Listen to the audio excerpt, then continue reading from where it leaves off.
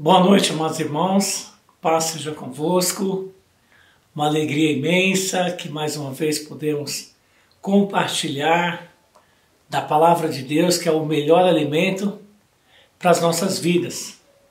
E hoje eu quero trazer uma lição para as nossas vidas sobre um personagem que nós admiramos muito na Bíblia, um personagem grandemente usado por Deus, que é Elias, mas eu quero trazer lições para a nossa vida nesta noite sobre o único momento em que Elias se viu com medo, se viu fraco, se viu perdido, sem direção, e é desse momento que nós vamos aprender nessa noite. Convido todos que estiverem com a sua Bíblia, quem não estiver, esteja lendo depois, ou acompanhe aqui comigo, né? 1 Reis, capítulo 19, que diz assim, hoje eu vou ler o texto, em realidade eu leio um texto inteiro, mas hoje eu pretendo ler. Acabe fez saber a Jezabel tudo quanto Elias tinha feito, e como matara todos os profetas à espada. Então Jezabel mandou um mensageiro a Elias dizer-lhe, faça-me os deuses como lhe aprouver, se amanhã nessa mesma hora eu não fizer a ti o que fizeste com cada um deles. Com medo, pois Elias levantou-se e para salvar a sua vida se foi, e chegou a Berseba, que pertence a Judá, e ali deixou o seu moço. Ele mesmo, porém, se foi ao deserto, caminho de um dia, e veio, se assentou debaixo de um zimbro e pediu para si a morte, e disse, basta, toma agora, ó Senhor, a minha alma, pois não sou melhor do que os meus pais. Deitou-se e dormiu debaixo do zimbro, e eis que um anjo o tocou e lhe disse, levanta-te e come. Olhou ele e viu, junto à cabeceira, um pão cozido sobre pedras em brasa e uma botija de água. Comeu, bebeu e tornou a dormir. Voltou segunda vez o anjo do Senhor, tocou-lhe e disse, levanta-te e come, porque o caminho te será sobremodo longo. Levantou-se, pois, comeu e bebeu, e com a força daquela comida, caminhou 40 dias e 40 noites até Horebe, o monte de Deus. Ali entrou numa caverna, onde passou a noite, e eis que lhe veio a palavra do Senhor e lhe disse, que fazes aí, Elias? E ele respondeu, tenho sido zeloso pelo Senhor Deus dos exércitos, porque os filhos de Israel deixaram a tua aliança, derrubaram os teus altares, e mataram os teus profetas à espada, e eu fiquei só, e procuram tirar-me a vida. Disse-lhe Deus, sai, põe-te neste monte perante o Senhor. Eis que passara o Senhor, e um grande e forte vento fendia os montes, despedaçava as pedras diante do Senhor. Porém o Senhor não estava no vento. Depois do vento, um terremoto, mas o Senhor não estava no terremoto. Depois do terremoto, um fogo, mas o Senhor não estava no fogo. E depois do fogo, uma voz suave e tranquila, e ouvindo Elias, envolveu o rosto no seu manto, e saindo pôs-se à entrada da caverna. E eis que lhe veio uma voz e lhe disse, que fazes aqui, Elias? E ele respondeu, tenho sido extremamente zeloso pelo Senhor Deus dos exércitos. E os filhos de Israel deixaram a tua aliança, derrubaram os teus altares e mataram também os teus profetas à espada. E eu fiquei só e procuram tirar-me a vida. Disse-lhe o Senhor, vai e volta-te no caminho que vieste para o deserto de Damasco. E chegando lá, unge a Azael, rei da Síria. A Jeú, filho de Nis, ungirás rei sobre Israel, e também Eliseu ungirás profeta em teu lugar.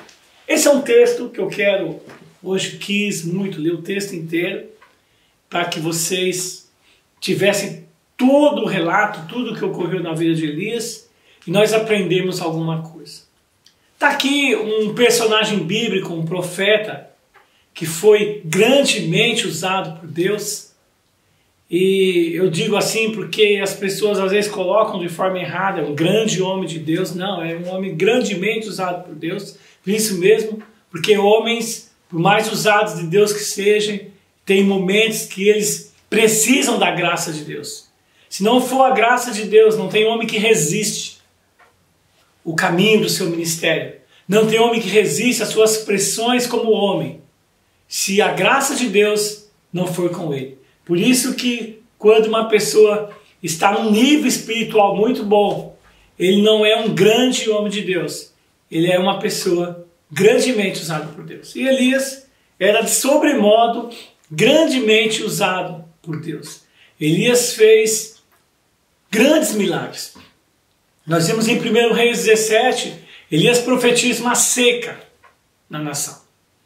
O povo não queria ouvir a palavra de Deus e Elias diz, não vai mais chover aqui. E ficaram 3 anos sem chover. Pensa, que milagre é esse? Uma pessoa orar e o céu se fechar por 3 anos. Depois ele ora de novo e a chuva vem. Elias, ele faz um milagre na viúva de Serepta, trazendo comida, trazendo azeite, trazendo pão, através do milagre na farinha. Depois Elias, através da unção de Deus, ressuscita o filho da viúva de Serepta. E Elias depois enfrenta 450 profetas de Baal. E o nível de Elias espiritual estava tão bom, Elias estava tão bem com Deus, que enfrentando 450 profetas de Baal, o desafio era imenso. E o desafio era qual? Vocês vão clamar o Deus de vocês, e eu vou clamar o meu Deus. E aquele que responder com fogo é o verdadeiro Deus. Essa era a prova. E Elias ainda fica ironizando os profetas de Baal. Elias ainda diz, não, vocês oram primeiro, que se o Deus de vocês responder, eu já nem oro, né? Tipo assim, eu vou servir o de vocês. Ele foi irônico até. Os profetas clamavam dos profetas de Baal, e não vinha resposta de fogo. Os profetas rasgavam suas vestes, não vinha resposta de fogo, gritavam. Elias parava, mandava fazer parar aquela oração. Elias falava, olha, fala mais alto, pode ser que o Deus de vocês está dormindo. Quando chega a vez de Elias orar, o povo estava revoltado, os profetas de Baal. Se ele não viesse fogo, mataria ele. Ele ainda manda pôr água no local. Ele invoca o Deus de Israel. O fogo vem e lambe a água. Então, quantos milagres incríveis que Elias faz. Mas agora, eu trouxe um relato de Elias. Um homem que, ameaçado por Jezabel, que diz que vai matá-lo no outro dia. Elias, a Bíblia diz que com medo, foge, entrega o rapaz. Esse rapaz que ele entrega significa que ele estava entregando o seu ministério, porque o profeta tinha o seu auxiliar. Elias tinha um, Eliseu tinha outro. Quando ele entrega o seu moço, era como se ele dissesse assim, eu vou parar com esse ministério. E a Bíblia diz então que ele segue para o deserto, caminho de um dia andando no deserto, se afastando, se isolando de todo mundo, se enfia dentro de uma caverna e antes mesmo disso, pede a morte para Deus. Então me vem uma pergunta, me vem um pensamento para trazer a vocês. O que aconteceu com Elias? Se fosse nos dias de hoje, um homem de Deus que está num nível espiritual tão bom, Elias fazendo todos esses milagres, o que será que aconteceu com Elias? Elias parou de crer em Deus? Elias perdeu a sua unção? Será que Deus retirou o dom de Elias? O que aconteceu com Elias? Será que foi o diabo? Será que foi Deus? O que aconteceu que Elias se vê desta forma? E eu mesmo respondi.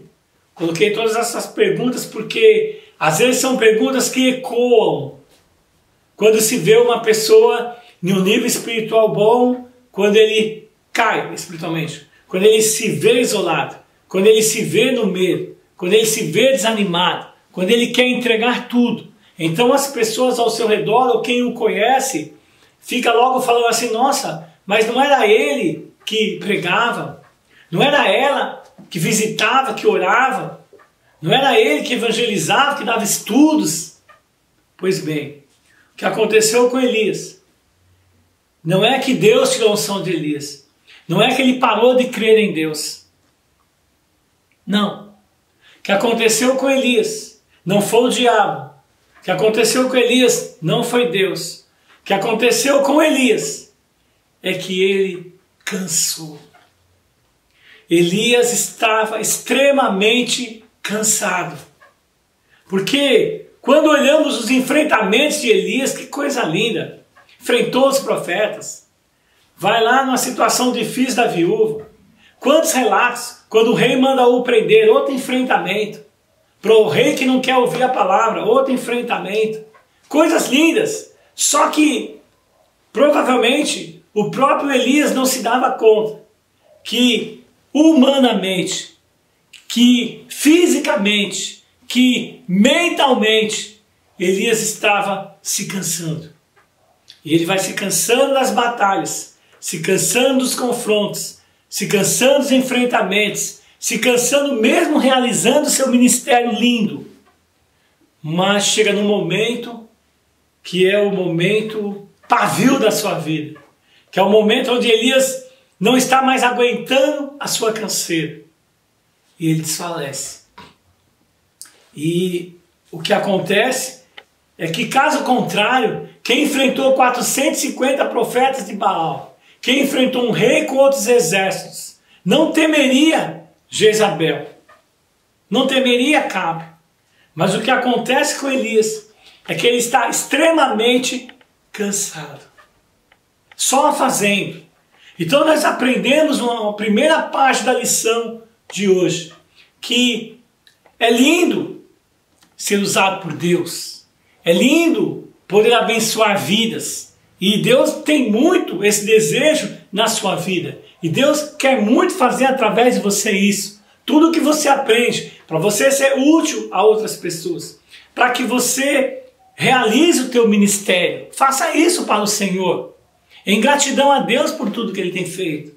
Mas fique atento, tenha um termômetro você mesmo na sua vida, porque existem momentos em que você vai se cansando, não só do ministério, não só da família, não só da empresa onde você trabalha, não só dos amigos, não só de você, mas você vai se cansando de um todo. E não se dando conta disso, você não se alimenta. Não se alimenta espiritualmente. Você não para descansar a mente. Você não para entender que você é humano, que você pode ser grandemente usado por Deus, mas que você não é um grande homem de Deus, você não é uma grande mulher de Deus, você pode ser poderosamente usada por Deus ou usado por Deus, mas você é homem. Eu sempre digo que para se ser homem de Deus, precisa ser homem primeiro, e como homem se tem tudo o que um humano sente. E Elias, então, cansado pelas suas situações, ele toma decisões na sua vida em momentos que não era para ele tomar decisão. Segunda parte da nossa lição de hoje: não tome decisão na sua vida quando você estiver cansado. Você vai com certeza se arrepender ou com certeza sofrer consequências, porque você tomou decisão no momento em que você estava extremamente cansado, em que você não tinha o mesmo raciocínio, em que você não teria as mesmas palavras, o mesmo poder de argumentação, o mesmo poder de escolha e de opção, porque você está extremamente cansado.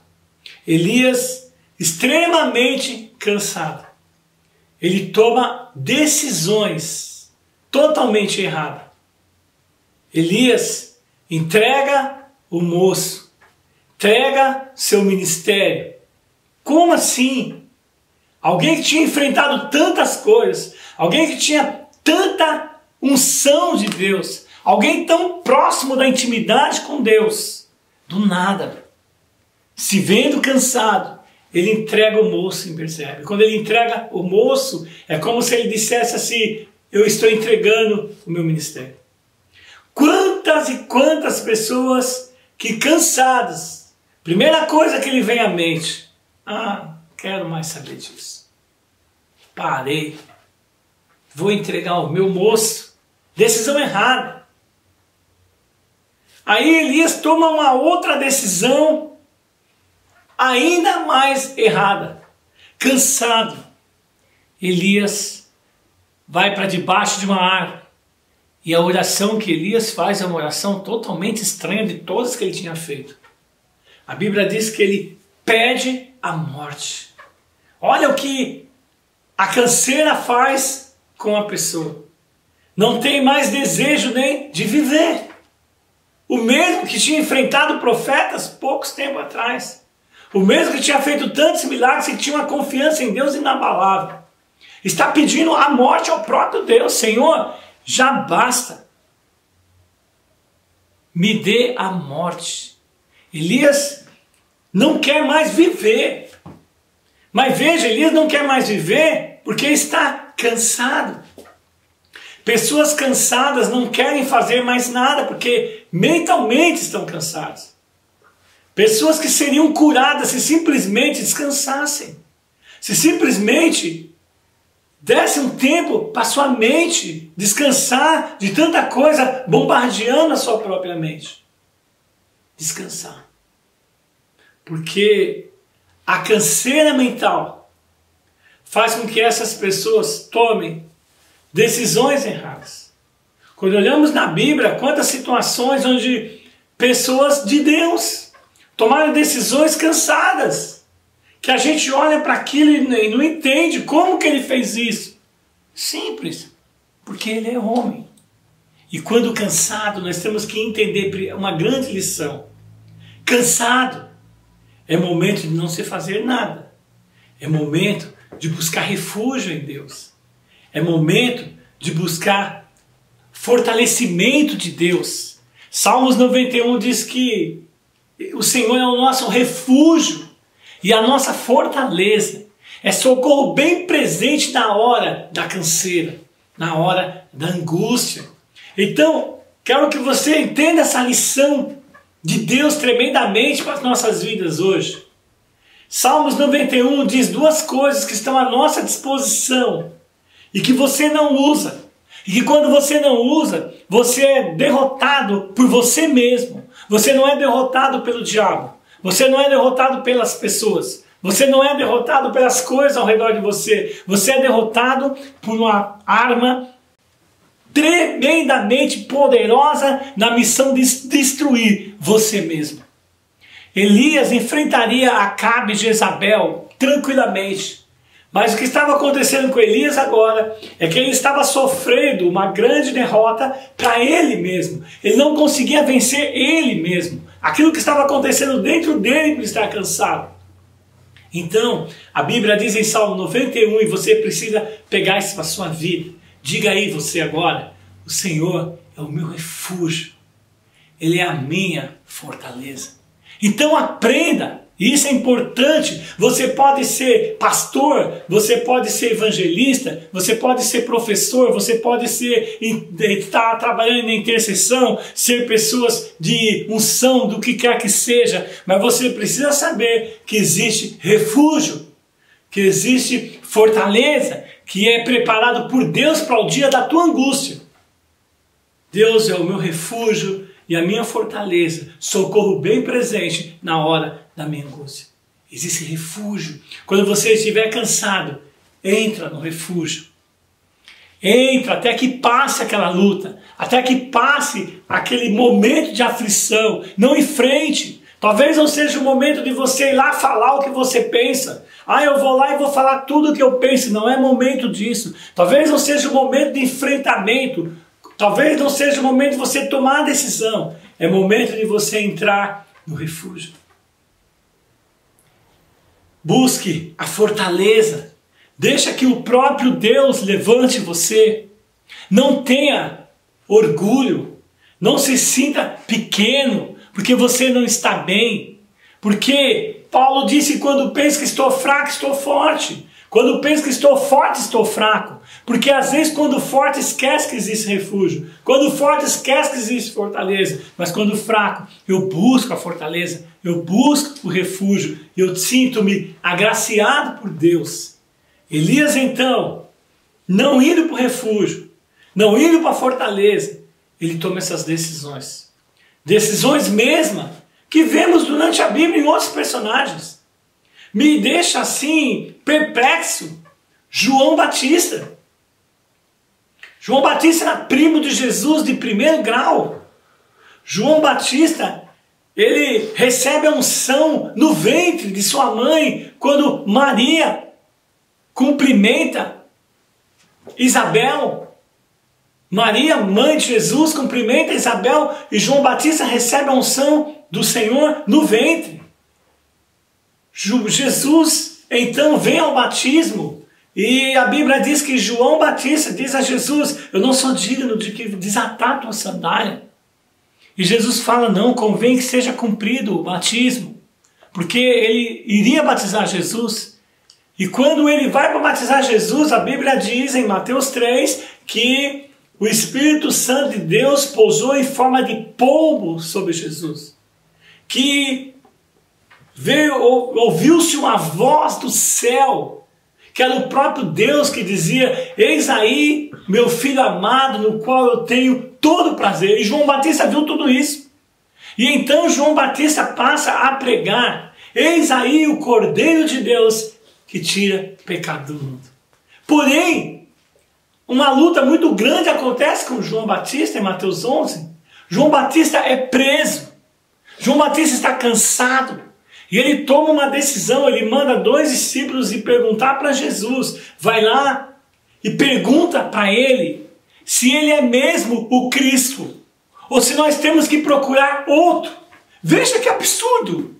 João Batista, com tudo isso que eu relatei, por que João Batista manda perguntar para Jesus se ele é mesmo Cristo? Será que João Batista não sabe? Será que João Batista não percebeu durante todo esse tempo que ele era o Cristo? Não! Ele manda fazer essa pergunta absurda porque ele está extremamente cansado.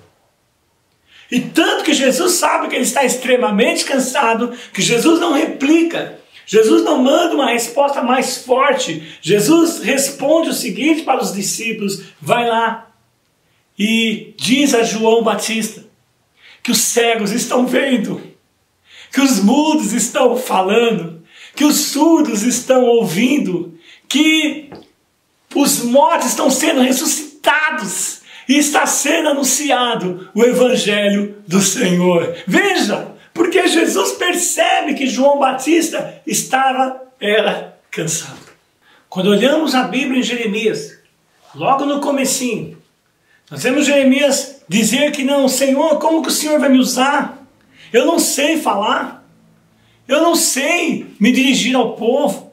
E Deus então diz a Jeremias: não diga que não sabe falar, porque eu te conheci no ventre da tua mãe. Apenas abra a tua boca que eu a encherei com a minha palavra. Veja alguém que recebe uma palavra dessa do próprio Deus. E Jeremias então passa a profetizar grandemente daquilo que Deus lhe falara, daquela experiência que ele tinha com Deus, de ouvir o próprio Deus dizer isso aí. Mas chega um momento de desgaste em Jeremias. Chega momentos de extremamente cansativos na vida de Jeremias. E Jeremias, ele fala coisas absurdas. Jeremias vai falar coisas que eu não acredito que alguém poderia falar desse jeito, você pode dizer. Como pode uma pessoa na igreja que conhece a Deus falar desse jeito? Que dirá um profeta, que dirá um pastor, que dirá um líder falar dessa forma? Mas quando você abre a Jeremias capítulo 20, a partir do versículo 7, você vai ver Jeremias dizendo a Deus: Senhor, o Senhor me iludiu. E iludido eu fiquei, o Senhor me enganou. Veja isso. E no versículo 9 em diante, ele vai dizer assim, olha que luta era essa, que canseira era essa que Jeremias estava, porque ele diz assim, maldito o dia que eu nasci, que esse dia não seja contado nos calendários. Ele deve ter nascido no dia 30 de fevereiro. Ele diz que maldito seja o homem que vem anunciar para o meu pai, nasceu uma criança a você, que esse homem seja destruído. Veja, ele está revoltado. E ele diz então, Senhor, por que o Senhor não me matou no ventre da minha mãe? Por que não me deixou lá? E ele então diz aí, quando está chegando no versículo 8, ele diz assim, 8 e 9, eu coloquei no meu coração, nunca mais falo no nome dele. Olha isso. E ele mesmo depois diz assim, mas a sua palavra queimava como um fogo dentro de mim. E eu não pude resistir. Está aí. Por que a palavra queimava dentro do coração dele como um fogo? Se o homem estava desse jeito. Se o homem estava revoltado. Se o homem estava falando que Deus o enganou. Se ele estava dizendo por que o Senhor não me matou. Se ele estava maldizendo tudo. Mas Deus sabia que isso tudo estava acontecendo na vida de Jeremias. Porque ele estava cansado. Cuidado, porque você pode passar por momentos, todos nós podemos passar por momentos de extremamente cansativos. Entra no refúgio, busca fortaleza. É melhor do que falar besteira, é melhor do que tomar decisões totalmente erradas e sofrer por elas. E eu tenho que correr aqui. Falei bastante, mas você foi abençoado. Elias, ainda bem que Deus, sabendo que ele estava extremamente cansado, Deus não ouve a oração. Primeira oração que Deus não ouviu de Elias. Senhor, me dê a morte. Deus deu um anjo. O anjo vai lá, porque Deus sabia a situação que ele estava. E a Bíblia diz que o anjo lhe tocou, e lhe deu comida, lhe deu água, lhe deu pão, lhe deu alimento. A Bíblia diz que ele come, bebe. Veja que a canseira dele era tão grande que ele tornou a dormir. Comeu, dormiu, comeu, bebeu e tornou a dormir. Mas a Bíblia diz que o anjo vem a segunda vez, toca nele, lhe dá comida novamente, lhe dá o pão novamente e diz para ele, Elias, come, porque o caminho que você tem para percorrer será longo. Elias come. E a Bíblia diz que com a força daquela comida, ele caminha 40 dias e 40 noites até o Monte Horebe, o Monte de Deus. Interessante. Será que o anjo trouxe uma comida mais forte na segunda vez? Porque na primeira ele comeu e tornou a esmorecer, tornou a dormir. Na segunda, ele come com a força da comida. A própria Bíblia diz que ele caminha 40 dias e 40 noites. Será que a comida era mais forte? Não. Na segunda vez, ele ouviu a voz de Deus, que disse para ele, come, porque o caminho será longo. Veja que quando não se ouve a voz de Deus, que é uma outra coisa difícil, ele tomou algumas decisões, algumas, não várias decisões erradas. Ele entrega o ministério. Ele não ouve Deus. Ele toma a sua decisão sozinho. Ele pede a morte. Mas agora quando ele ouve Deus, a comida lhe faz sentido. Quando você não ouve Deus, a palavra de Deus não faz sentido. Quando você não ouve Deus, a comida não faz sentido. Aquilo que você já recebeu não faz sentido. Porque você não está ouvindo Deus. Mas quando Elias ouve Deus, ele come de novo. E a Bíblia diz que com a força daquela comida, ele caminha 40 dias e 40 noites sem precisar comer de novo até o Monte Horebe, onde Deus ia tratar tremendamente na vida dele. E é interessante, porque o Monte Horebe, o monte de Deus, esse mesmo monte, é o monte onde Moisés coloca os testamentos. Moisés fica 40 dias e 40 noites nesse monte. Também fica 40 dias e 40 noites sem comer também, para levar os mandamentos. É o mesmo monte onde Jesus fica 40 dias e 40 noites em jejum. E depois é tentado pelo diabo. E agora Elias vai para o mesmo monte. O monte da experiência. O monte da transformação. o monte da renovação, o monte onde Deus dá mostras do seu poder. Elias vai lá, mas veja o que é um homem cansado. O homem vai para o Monte Horebe, que a Bíblia diz que é o monte de Deus. Gente, ele consegue no monte de Deus achar um buraco para entrar. Veja o que é uma pessoa cansada. Ele entra num monte onde mandamentos foram escritos. Ele entra num monte onde Jesus foi preparado para vencer a tentação do diabo. E ele entra no monte de Deus, no monte de revestimentos do poder de Deus. Mas ele acha uma caverna. A pessoa, quando está cansada, ela vai procurar caverna. Ela vai procurar quartos para se trancar. Ela vai procurar alguma maneira de se distanciar, como Elias fez, caminho de um dia para o deserto. Aí as pessoas passam a ser mais boas. Aí as coisas que ela gostava, ela não gosta mais. Na verdade, é a pessoa cansada. Elias entra dentro da caverna, mas Deus, sabendo que Elias estava extremamente cansado, o próprio Deus aparece para Elias. E a pergunta de Deus para Elias é muito interessante. Elias, por que você está dentro desta caverna? Pergunta vale por tantas coisas. Como pode você estar aí? Você não é para estar aí dentro. Por que você está nesta caverna? E Elias mesmo dá a resposta. Senhor, é que eu sou extremamente zeloso. Foi uma resposta que ele deu. Uma outra lição para a nossa vida. Não seja extremamente zeloso. Quando uma pessoa é extremamente zelosa, ela vai acabar dentro de cavernas. Ela vai acabar sucumbindo no seu ministério.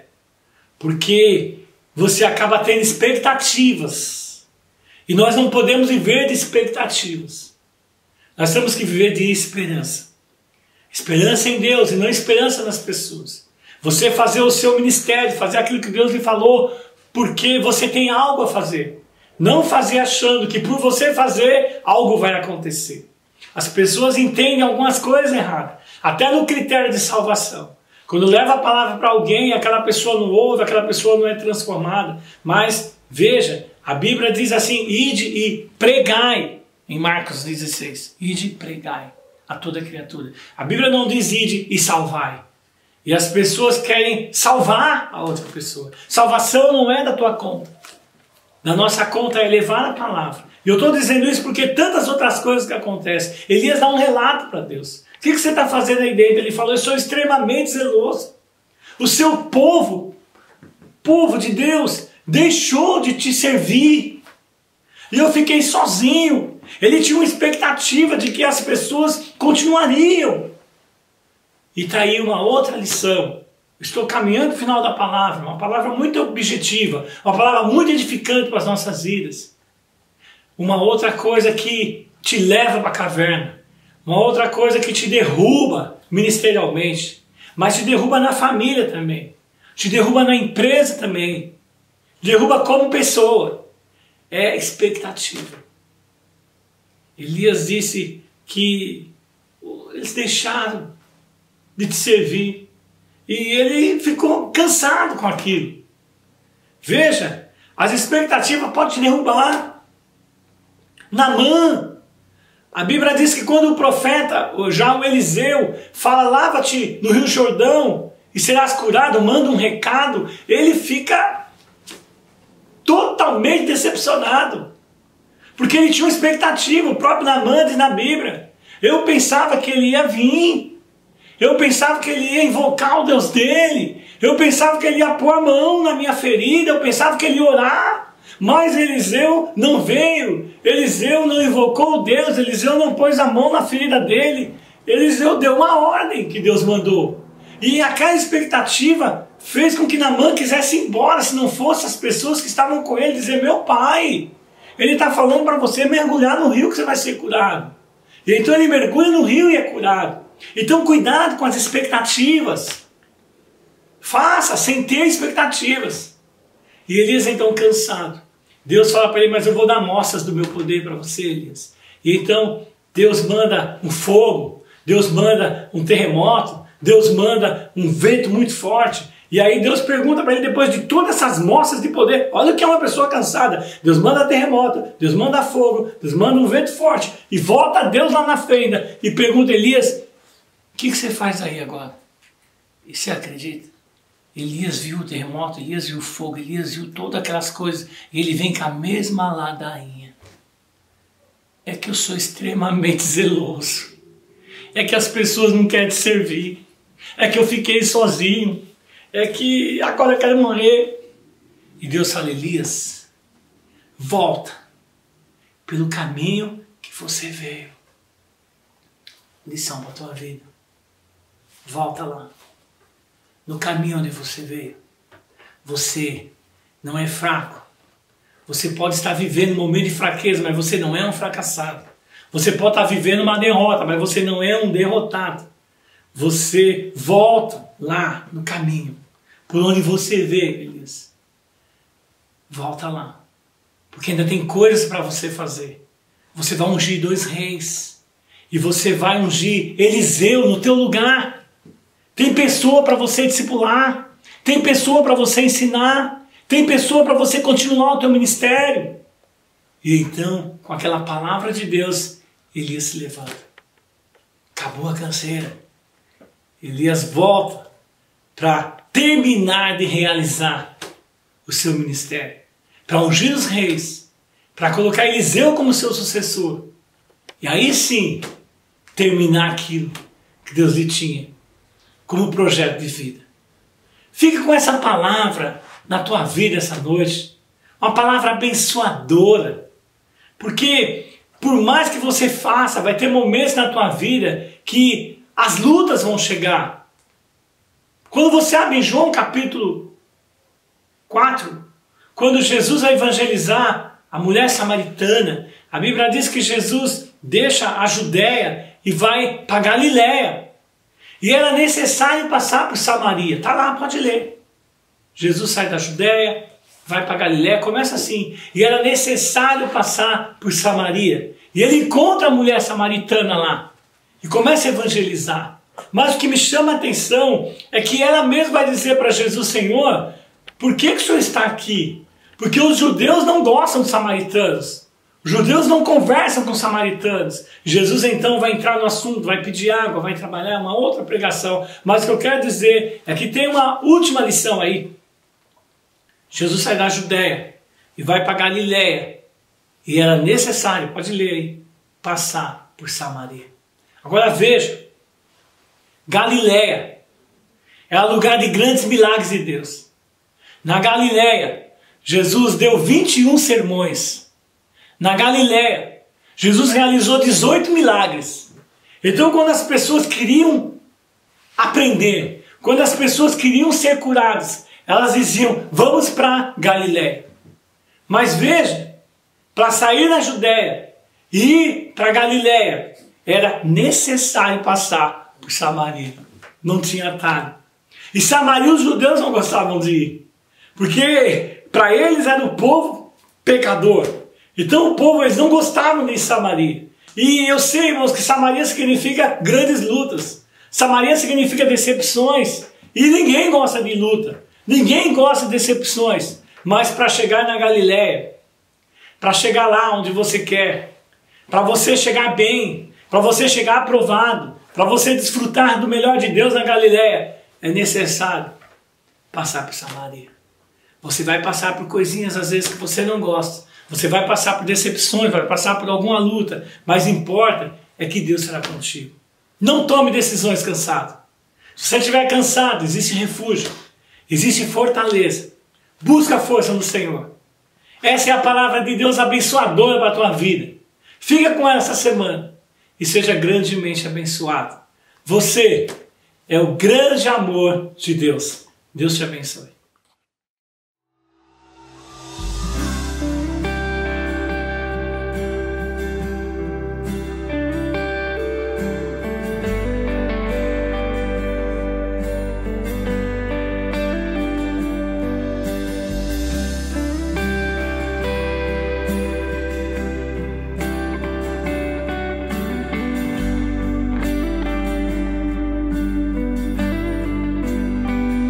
Oh de descanso em ti. Há um lugar de refrigério em ti. Há um lugar onde a verdade reina. Esse lugar é no Senhor. Há um lugar onde as pessoas não influenciam. Há um lugar onde eu ouço é o teu Espírito. Há um lugar de vitória em meio à guerra. Esse lugar é no Senhor. Se você sabe, diga: esse lugar é no Senhor. Esse lugar é no Senhor. Esse lugar é no Senhor. Esse lugar é no Senhor.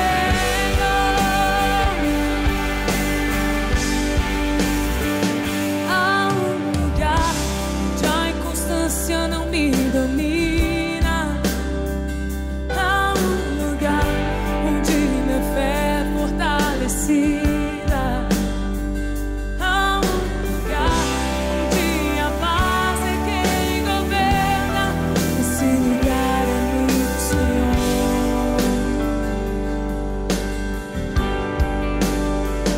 Há um lugar onde os sonhos não se abortam.